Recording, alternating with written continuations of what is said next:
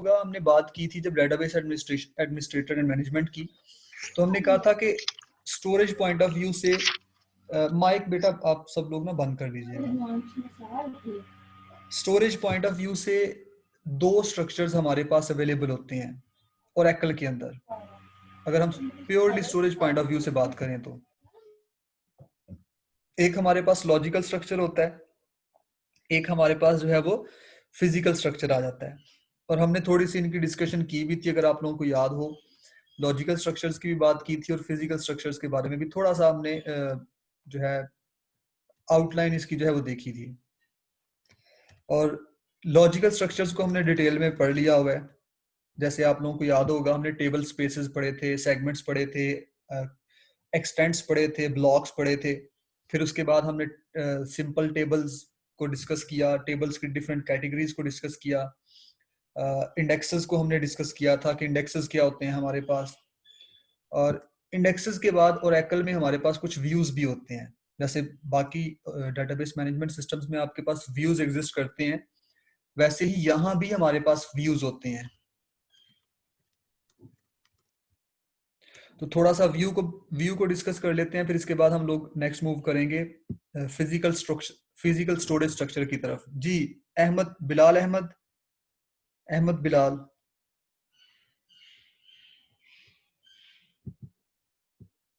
अहमद बिलाल, ये ना अहमद बिलाल से कंफर्म करो बेटा मेहताब, किसी ने ज्वाइन किया है? जी सर मैं करता हूँ। हाँ कंफर्म करके मुझे बताओ बेटा। ठीक है सर। चले तो व्यूज की बात करते हैं। व्यूज क्या होते हैं बेटा? आप लोग जब सिंपल कोई भी डेटाबेस मैनेजमेंट सिस्टम की बात करते हैं तो उसमें आप क्या करते हैं, एक आपके नॉर्मल टेबल्स होते हैं, आप उन नॉर्मल टेबल्स के ऊपर कुछ क्यूरीज लगाते हैं, तो उन क्यूरीज का एक रिजल्ट जो है वो सेपरेटली आपके पास जनरेट हो जाता है। जैसे हमारे पास रैम और कैशे का कॉन्सेप्ट होता है ना, जो मोस्ट फ्रीक्वेंटली एक्सेस्ड डाटा होता है वो कैशे में आ जाता है, ताकि प्रोसेसर जो है वो बार बार रैम के पास ना जाए।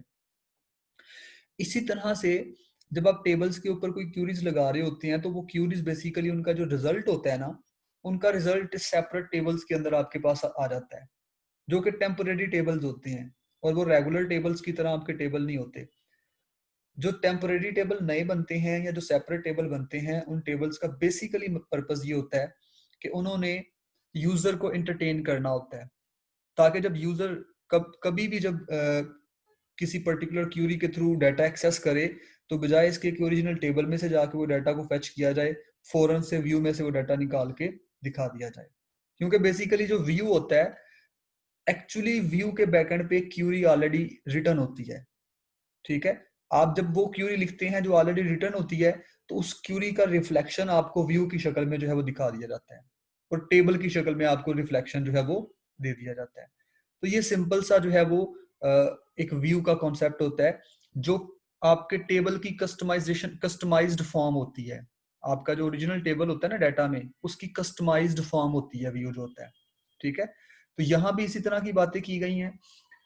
Views allow users to see a customized presentation of data in a single table or even a join between many tables। मतलब आपके पास एक टेबल है या एक से ज्यादा टेबल्स हैं, आपने उनमें से एक टेबल या एक से ज्यादा टेबल्स में से अगर डाटा निकालना है और अपनी मर्जी के कॉलम्स निकालने हैं, ये नहीं कि सारे टेबल को ही निकालना है, मर्जी के कॉलम्स, इसे कहते हैं कस्टमाइज्ड डाटा, कि आप अपनी मर्जी का डाटा निकाल रहे हो।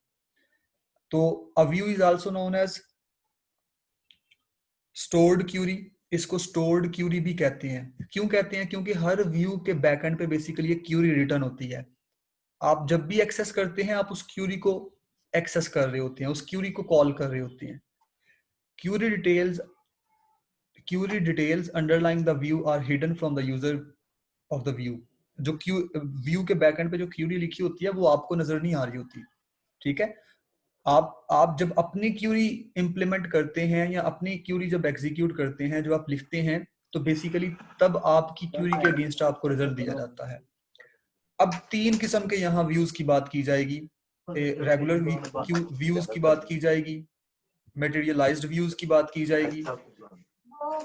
ठीक है, दो कॉपीज हैं आईडी कार्ड जी अहमद बिलाल, जी सर। ठीक है बेटा। तो 3 तरह के क्यूज की यहाँ व्यू की यहाँ बात की जाएगी। आपके पास एक जी तो सर। होगा, बेटा माइक बंद करें ना, अपने माइक बंद करें सब लोग। ओके एक सर। आपके पास रेगुलर व्यू होगा, मटेरियलाइज्ड व्यू होगा, और एक आपके पास ऑब्जेक्ट व्यू होगा। अब वो वन बाय वन सबकी बात करेगा कि रेगुलर व्यू क्या होता है। रेगुलर व्यू बेसिकली आपका ऐसा व्यू होता है जिसमें डेटा स्टोर्ड नहीं होता, सिर्फ क्यूरी रिटर्न होती है। ऐसा व्यू जिसमें डेटा डेटा जो है वो डेटाबेस के अंदर स्टोर्ड नहीं होता as a separate table. Database में उसको एक सेपरेट लोकेशन एलोकेट नहीं की जाती रेगुलर व्यू को। बस जो व्यू रेगुलर व्यू होता है उसकी जो डेफिनेशन होती है वो डाटा डिक्शनरी में सेव की जाती है, और इसके साथ उसके अंडरलाइंग क्यूरी होती है। जब आप क्यूरी इंप्लीमेंट करते हैं तो फौरन से आपको डेटाबेस टेबल्स में से डाटा निकाल के शो करवा दिया जाता है, क्योंकि ऑलरेडी रिटर्न क्यूरी होती है, वहां पे लिखी हुई पहले से होती है। अब एक रेगुलर व्यू एक तो नहीं होगा, एक से ज्यादा व्यूज होंगे।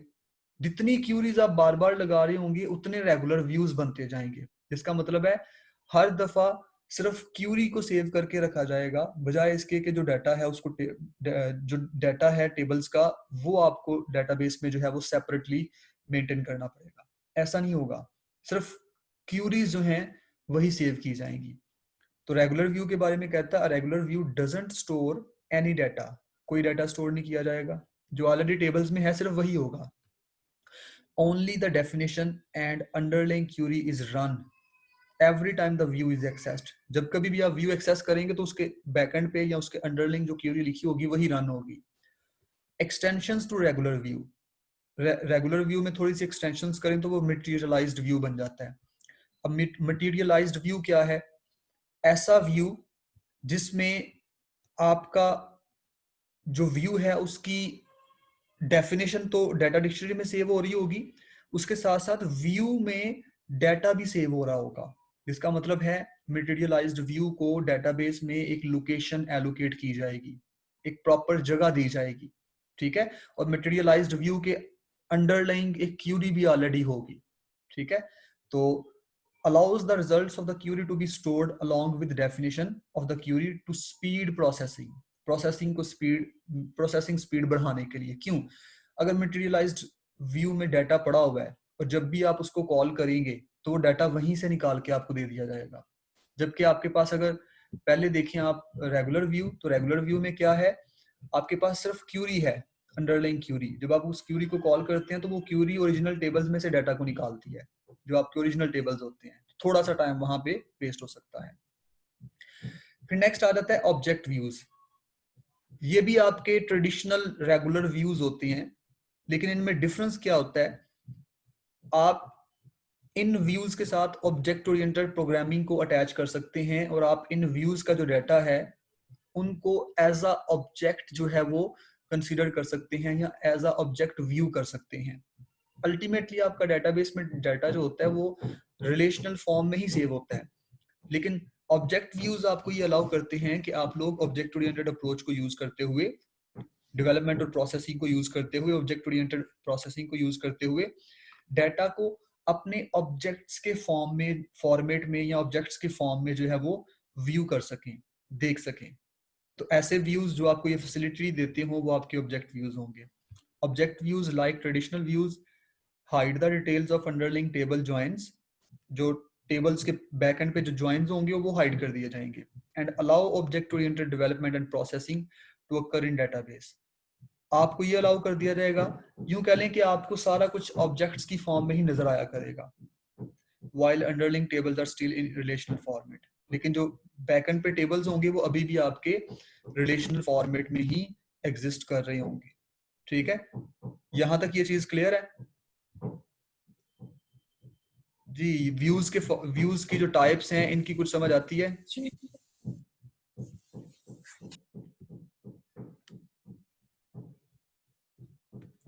इधर ही हैं सब लोग या बर्तन साफ कर रहे हैं जाके सब लोग? जी सर, इधर ही है। बस ठीक है जी। तो जो बातें हमने पिछले पैराग्राफ में की हैं सही सारी वही बातें यहाँ पे जो है वो डिफाइन की गई हैं, सारी वही बातें। तो ऐसा जितनी ज्यादा डिटेल में पढ़ने की हमें इनको जरूरत नहीं पड़ेगी। रेगुलर व्यू क्या है? More commonly referred to as view, not allocated any storage, only its definition, सिर्फ इसकी डेफिनेशन को स्टोर किया जाता है डाटा डिक्शनरी में। A Q is stored in data dictionary, query जो होगी वो भी डाटा डिक्शनरी में सेव की जाएगी। Table in the query underlying the view are called base tables. आपके जो ओरिजिनल टेबल्स होंगे जो कि क्यूरी के अंडर होंगे वो आपके बेस टेबल्स होंगे।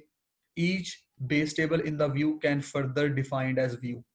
वो कहता है जो आपके ओरिजिनल टेबल्स हैं उनको भी आप व्यू के तौर पर रिप्रेजेंट कर सकते हैं। एडवांटेजेस क्या हैं? View hide data complexity, data complexity यहाँ हाइड हो जाती है। सीनियर एनालिस्ट कैन डिफाइन, अब देखें इसमें आपने एक प्रेजेंटेशन दे रही है, आप किसी कंपनी में जॉब कर रहे हैं, मैनेजर्स को प्रेजेंटेशन देनी है, तो आपको कहा जाता है कि आप डाटा फेच करके दिखाओ। आप बार बार क्यूरी लगाएंगे और डाटा फेच करेंगे, ये तो एक अच्छी अप्रोच नहीं है। बेटर अप्रोच ये है कि आप ऑलरेडी क्यूरीज को लिख के रख लें और वो एग्जीक्यूटेड फॉर्म में क्यूरीज होंगी। ऑलरेडी एग्जीक्यूटेड फॉर्म में क्यूरीज होने का मतलब ये है कि ऑलरेडी उनका रिजल्ट जो है वो व्यूज की शक्ल में आपके पास पड़ा होगा। जब आपको मैनेजर कहेगा कि जनाब मुझे फलां चीज शो करवा दो, तो आप क्या करोगे? आप जस्ट उस क्यूरी को कॉल करोगे और वो क्यूरी आपको जो है वो व्यू में से डाटा निकाल के दे देगी। तो ये एक अच्छी अप्रोच है जिसको आप लोग जो है वो यूज कर सकते हैं। यहाँ यही एग्जांपल दी गई है कि सीनियर एनालिस्ट जो है वो डिफाइन कर सकता है व्यू को जिसमें एम्प्लॉय, डिपार्टमेंट और सैलरी 3 टेबल्स का रिकॉर्ड पड़ा हो, to make it easier for upper management to retrieve information, ताकि जो अपर मैनेजमेंट है वो इन्फॉर्मेशन को इजीली निकाल सके अबाउट एम्प्लॉय सैलरीज, एम्प्लॉय की सैलरीज के बारे में। कैसे? सिलेक्ट की क्यूरी या सिलेक्ट की कमांड यूज की जाएगी और सारा डाटा जो है वो निकाल लिया जाएगा। तो एक ये आपके पास आ जाता है कॉन्सेप्ट। इसके नीचे वाले पैराग्राफ्स बेशक ना पढ़िएगा, सिर्फ ये क्यूरी देख लें, ये आप लोगों ने पहले भी वैसे पढ़ी होंगी। व्यू क्रिएट करना कैसे क्रिएट करते हैं, जैसे टेबल क्रिएट करते हैं बिल्कुल उसी तरह से है। ठीक है, क्रिएट व्यू, ये एम्प्लॉय टेबल का नाम, एज सिलेक्ट एम्प्लॉय नंबर, ये कॉलम्स हैं जो आपने सिलेक्ट करने हैं। ठीक है, कहाँ से करने हैं? एम्प्लॉय के टेबल में से। विद रीड ओनली, मतलब जस्ट रीड ओनली किए, सिर्फ एक्सेस किए जाएंगे, रीड किए जाएंगे, कोई चेंजेस नहीं किए जाएंगे। फिर आ जाता है मटेरियलाइज्ड व्यू, जिसमें आप लोग प्रॉपरली आपका जो व्यू होता है उसमें डेटाबेस का जो टेबल्स होते हैं उसका डाटा भी आता है। ठीक है, डेटाबेस में उसको प्रॉपर लोकेशन दी जाती है जहां पे उसका डाटा जो है वो एग्जिस्ट कर रहा होता है। इसका एक पर्पस ये भी होता है बेसिकली कि आप लोग अपने ओरिजिनल टेबल्स का रेप्लिका क्रिएट कर लेते हो, डुप्लीकेट क्रिएट कर लेते हो।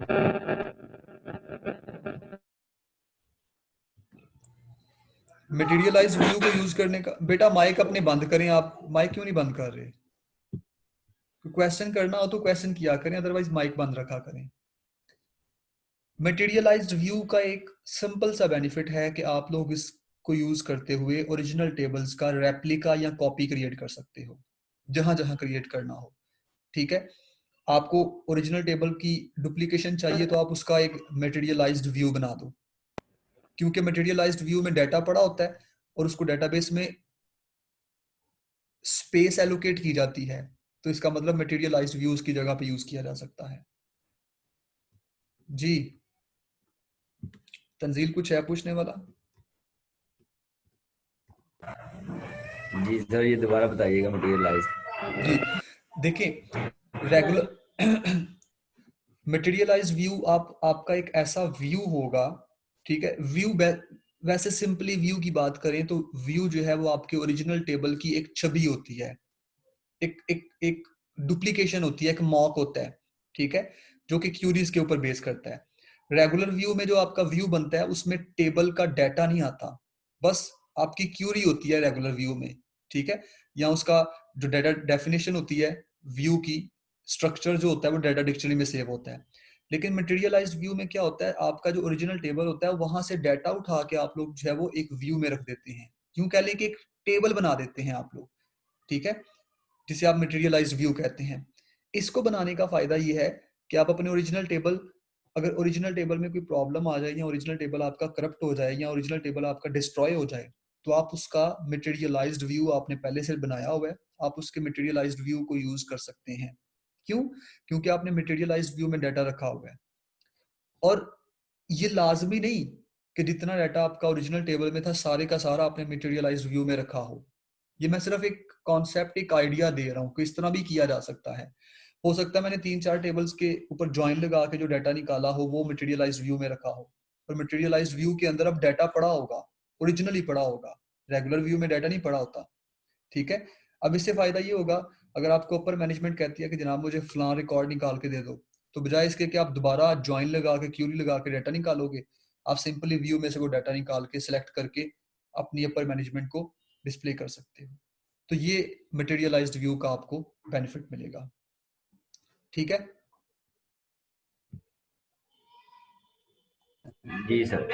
फिर नेक्स्ट हमने बात की थी ऑब्जेक्ट व्यू की।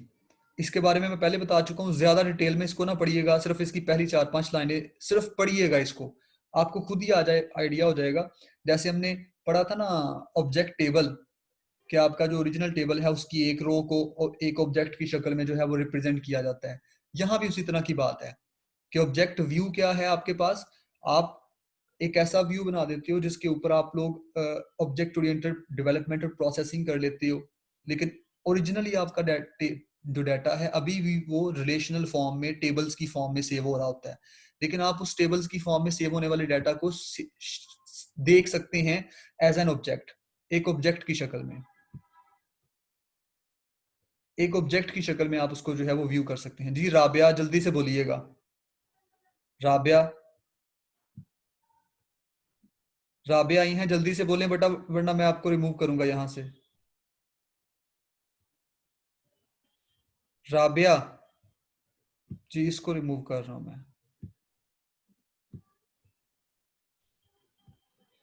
तो object oriented application development environments are becoming, अब वो बता रहा है कि ऑब्जेक्ट ओरिएंटेड अप्रोच जो है वो बहुत ज्यादा प्रेवलेंट होनी शुरू हो गई है, बहुत ज्यादा यूज करना शुरू कर दिया इसको।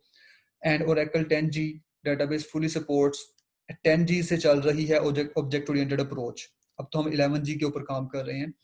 supports the implementation of objects and methods natively in databases.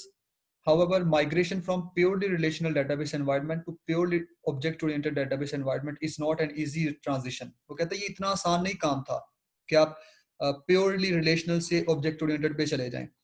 Few organizations have time and resources to build a new system from ground up. Oracle 10G makes the transition easier with object views. Oracle 10G ने हमें ये फायदा दिया है या benefit दिया है कि हम पार्शली तौर पे रिलेशनल से ऑब्जेक्ट व्यूज, ऑब्जेक्ट ओरिएंटेड की तरफ आ गए हैं। कैसे आ गए हैं? With the help of object views. ठीक है, हमने टोटल ट्रांजिशन नहीं की। Object views allow object oriented applications to see the data as collection of objects. आप डाटा को कलेक्शन ऑफ ऑब्जेक्ट्स की शक्ल में देख सकते हैं that have attributes and methods, और जो ऑब्जेक्ट आपको नजर आएगा उसको आपको लगेगा एट्रीब्यूट्स भी हैं और मेथड्स भी हैं। While legacy systems can still run batch jobs against inventory tables, वो कहता है जो पुराने systems हैं अभी भी वो inventory systems के ऊपर batch jobs को execute करते हैं, जबकि object views जो हैं वो simulate कर सकते हैं abstract data types को, object identifiers को, और references that a purely object oriented database environment would provide। मतलब आपको एक object oriented database का environment जो है ये provide करते हैं। ये ऑब्जेक्ट व्यूज है। यहां तक आपका था लॉजिकल स्ट्रक्चर डेटाबेस की स्टोरेज पॉइंट ऑफ व्यू से। ठीक है, जिसमें बेशुमार चीजें आप लोगों ने देख ली हैं। नेक्स्ट आपके पास आ जाता है डेटाबेस का, ओरेकल डेटाबेस का फिजिकल स्टोरेज स्ट्रक्चर, कि फिजिकली हार्ड ड्राइव्स में आपका जो डाटा है वो कहाँ सेव होता है। ठीक है, और अल्टीमेटली आपका डाटा जो होता है वो बेसिकली फिजिकल स्टोरेज स्ट्रक्चर्स में ही सेव होता है। जो लॉजिकल स्टोरेज स्ट्रक्चर्स हैं वो तो हमें लॉजिकली गाइड कर रही होती हैं कि डाटा आपका रिलेशंस की शक्ल में सेव होगा, टेबल्स की शक्ल में सेव होगा, लेकिन अल्टीमेटली तो आपको पता है फिजिकल ड्राइव्स के ऊपर ही सेव होना होता है ना, जैसे हार्ड ड्राइव आपकी है वहां पे सेव होगा। अब उसके बारे में वो बताएगा। फिजिकल स्टोरेज स्ट्रक्चर में बेसिकली आपके पास आ जाएंगी डाटा फाइल्स आ जाएंगी, आपके पास रीडू लॉग फाइल्स आ जाएंगी, आपके पास कंट्रोल फाइल्स आ जाएंगी, आपके पास आल्टर ट्रेस फाइल्स आ जाएंगी, पैरामीटराइज्ड फाइल्स आ जाएंगी, पासवर्ड फाइल्स आ जाएंगी आपके पास, ये सारी फाइल्स आ जाएंगी। और ये सारी फाइल्स अपना स्पेसिफिक काम करती हैं। जैसे डाटा फाइल्स का मैं आपको एक सिंपल सा बताता हूँ। डाटा फाइल्स का काम है कि इनके अंदर actually operating system hard disk में जो डाटा सेव करता है ना, वो डाटा फाइल्स में सेव होता है, और आपकी जो डेटाबेस की जितना आपका डेटाबेस का जितना भी रिकॉर्ड होता है वो एक्चुअली डाटा फाइल्स के अंदर पड़ा होता है। और आपको याद होगा एक एक टेबल स्पेस के अंदर मल्टीपल डाटा फाइल्स होती हैं, और एक डाटा फाइल सिर्फ एक टेबल स्पेस को रिलेट कर सकती है, यानी कि एक डाटा फाइल जो है वो एक टेबल स्पेस का ही पार्ट होगी, एक से ज्यादा टेबल स्पेस का पार्ट नहीं होगी। ये हमने पहले पढ़ा हुआ है सब कुछ जब हमने लॉजिकल स्ट्रक्चर पढ़ा था। तो अभी हम लोग सारी डाटा फाइल्स देखते हैं और इनके वन बाय वन जो पर्पसेस हैं वो देखेंगे। उससे पहले ये आप एक डायग्राम देख लें, यहाँ से आपको फिजिकल स्ट्रक्चर का थोड़ा सा आइडिया हो जाएगा। आप ये देख सकते हैं जी, कुछ पूछना है?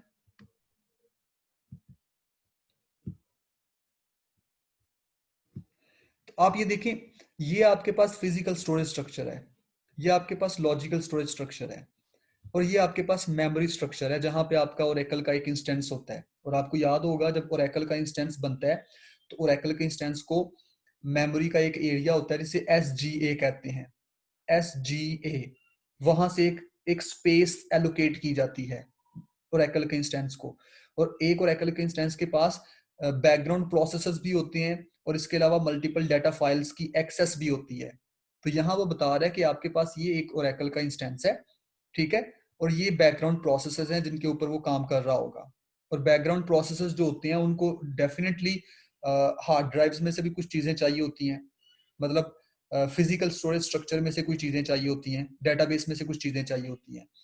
अब फिजिकल स्टोरेज स्ट्रक्चर में देखें, डेटाबेस में डाटा फाइल्स होंगी, कंट्रोल फाइल्स होंगी, रीडू लॉग फाइल्स होंगी, आर्चिव लॉग फाइल्स होंगी, इस तरह की मल्टीपल फाइल्स होंगी। अब एक डाटा फाइल को उसने, ये डाटा फाइल एक टर्म है, ठीक है, एक डाटा फाइल एक टर्म है। एक डाटा फाइल को मल्टीपल फाइल्स में डिवाइड किया जा सकता है, ठीक है। फिर इसी तरह से कंट्रोल फाइल भी एक टर्म है, ठीक है। यूं कह लें कि ये एक टाइप ऑफ फाइल है, ये भी एक टाइप ऑफ फाइल है, ये भी एक टाइप ऑफ फाइल है। अब इस टाइप ऑफ फाइल की हम मल्टीपल फाइल्स भी तो बना सकते हैं, जैसे यहाँ इसने 4 डाटा फाइल्स बनाई हुई हैं, data file 1, data file 2, data file 3, data file 4। अब मैंने कहा था एक data file at a time एक टेबल स्पेस को रिलेट करेगी। तो आप देख सकते हैं डाटा फाइल 1 सिर्फ सिस्टम टेबल स्पेस को रिलेट कर रही है, डाटा फाइल 2 भी सिर्फ सिस्टम यूजर्स टेबल स्पेस को रिलेट कर रही है, डाटा फाइल 3 भी यूजर टेबल स्पेस को। हमने कहा था एक टेबल स्पेस में एक से ज्यादा डाटा फाइल्स आ सकती हैं, आपके सामने है, लेकिन एक डाटा फाइल एक से ज्यादा टेबल स्पेसेस को रिलेट नहीं कर सकती, और ये यहां से आप देख सकते हैं। और आपको याद होगा हमने बात की थी, जब टेबल स्पेसेस बनाते हैं तो हर टेबल स्पेस में ये सिस्टम और सिस ऑग्स, ये वाली टेबल स्पेसेस तो लाजमी होती हैं। अगर आपने यूजर स्पेस बनानी हो तो वो बना लें, अदरवाइज 2 टेबल स्पेसेस तो एक डेटाबेस के अंदर लाजमी होंगी, 2 टेबल स्पेसेस कंफर्म है, लाजमी होंगी, ठीक है जी। ये कुछ इसका क्लियर होता है कि ये हमने यहाँ पे क्या जो है वो इस डायग्राम में क्या चीज देखी है। लॉजिकल और फिजिकल स्टोरेज स्ट्रक्चर का रिलेशन देखा है हमने, और लॉजिकल और फिजिकल स्टोरेज स्ट्रक्चर को ओरेकल का इंस्टेंस एक्सेस कैसे करता है, हमने ये चीज यहां सिर्फ देखी है। तो नेक्स्ट मूव करते हैं, डाटा फाइल्स के ऊपर आते हैं। अभी मैंने आपको बताया कि एक्चुअली डाटा फाइल्स आपकी क्या होती हैं, ये वो फाइल्स होती हैं जिनमें एक्चुअली ओरेकल का डेटाबेस का डाटा पड़ा होता है, ठीक है। असल में जो डाटा फाइल का डाटा जो है वो डाटा फाइल्स के अंदर पड़ा होता है। जैसे ये देख सकते हैं, 1 Oracle data file corresponds to 1 physical operating system file on a disk, ठीक है। एक डाटा फाइल का मतलब है हार्ड डिस्क के अंदर पड़ी हुई एक file. Each data file in Oracle database is member of only 1 table space. Her data file सिर्फ एक टेबल स्पेस का पार्ट होगी। However can consist of many data files. एक टेबल स्पेस है जिसका नाम है बिग फाइल, उस टेबल स्पेस के अंदर मल्टीपल डाटा फाइल्स होती हैं। कितनी होती हैं ये जानने की हमें जरूरत नहीं है, बस मल्टीपल होती हैं, ठीक है। फिर डाटा फाइल्स जो हैं इनके साइज कितने होंगे, आप ये भी डिफाइन कर सकते हैं कि इनका साइज मैक्सिमम कितना होगा। क्या जब ये साइज फुल हो जाएगा तो ये ऑटोमेटिकली एक्सपैंड भी करेंगी या नहीं करेंगी, एक कीवर्ड है जिसे ऑटो एक्सटेंड पैरामीटर कहते हैं। ऑटो एक्सटेंड का एक पैरामीटर है। आप अगर ऑटो एक्सटेंड को ऑन कर देते हैं तो इसका मतलब डाटा फाइल ऑटोमेटिकली एक्सपेंड करती जाएगी, ठीक है। अगर आप उसका मैक्सिमम साइज, एक मैक्सिमम साइज का पैरामीटर है, ये सारे पैरामीटर्स एक फाइल में पड़े होते हैं जिसका नाम है पैरामीटर फाइल। हम आगे जाके देखेंगे भी, इनिशियलाइजेशन पैरामीटर फाइल उसको कहते हैं। सारे पैरामीटर्स वहां पड़े होते हैं। तो अगर हम ये पैरामीटर सेट कर दें किसी डाटा फाइल के लिए मैक्सिमम साइज का, तो इसका मतलब है जब हमारी डाटा फाइल का साइज उस मैक्सिमम साइज तक पहुंचेगा तो ऑटोमेटिकली हमें मजीद डाटा फाइल में चीजें सेव करने की इजाजत नहीं दी जाएगी। लेकिन ऑटो एक्सटेंड में ये चीज है, ऑटो एक्सटेंड में इस तरह से है कि जूं एंटर करते जाएंगे साइज बढ़ता जाएगा। कब तक बढ़ेगा? जब तक आपकी हार्ड ड्राइव फुल नहीं हो जाती। उससे ज्यादा तो नहीं हम जा सकते ना। तो ये यहाँ पे बात की है उसने डाटा फाइल में। फिर आ जाते हैं रीडू लॉग फाइल्स के ऊपर। ये सिंपल से कॉन्सेप्ट है। आप लोग डेटाबेस में टेबल्स बनाते हो, टेबल्स के अंदर, मैं टेबल्स की बात कर रहा हूँ, टेबल्स या इंडेक्सेस, इस तरह की चीजें बनाते हो। फिर आप टेबल्स में या इंडेक्सेस में चीजें ऐड भी करते हो, डिलीट भी करते हो, अपडेट भी करते हो, ये सारे काम करते हो डीएमएल क्यूरीज की मदद से। आप जब भी किसी डेटाबेस के टेबल या इंडेक्स में कोई भी चीज ऐड करते हो या कोई भी चीज डिलीट करते हो या जब कोई भी चीज अपडेट करते हो, तो हर एक डीएमएल ऑपरेशन का रिकॉर्ड मेंटेन किया जाता है। हर डीएमएल ऑपरेशन की एंट्रीज मेंटेन की जाती हैं कि मैंने क्या रिकॉर्ड अपडेट किया, ठीक है, कब किया, कितना किया रिकॉर्ड, कितना डिलीट किया, कितना इंसर्ट किया, किस रो में इंसर्ट किया, ठीक है, किस टेबल में इंसर्ट किया। ये रिकॉर्ड्स मेंटेन किए जाते हैं। जिस फाइल में ये रिकॉर्ड्स मेंटेन किए जाते हैं उस फाइल का नाम है रीडू लॉग फाइल। सिंपल सा काम। उस फाइल का नाम है रीडू लॉग फाइल। आप देख सकते हैं यहाँ पे, whenever data is added, removed, changed in a table, index or other oracle object, किसी भी oracle के ऑब्जेक्ट में, इंडेक्स में या टेबल में चेंजेस जब करेंगे आप लोग, an entry is return to current redo log file, तो उसके रिलेटेड फिर रीडू लॉग फाइल में एंट्री कर दी जाएगी। और याद रखिएगा, हर ओरेकल डेटाबेस में कम से कम 2 रीडू लॉग फाइल्स होती हैं। कम से कम 2 से ज्यादा भी हो सकती हैं। At least 2 redo log files. क्यों?